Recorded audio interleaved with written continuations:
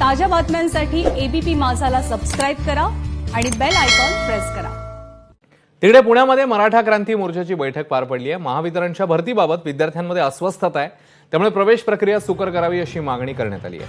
8 डिसेंबरला मोर्चा काढण्याचा इशारा देखील यावेळी देण्यात आला।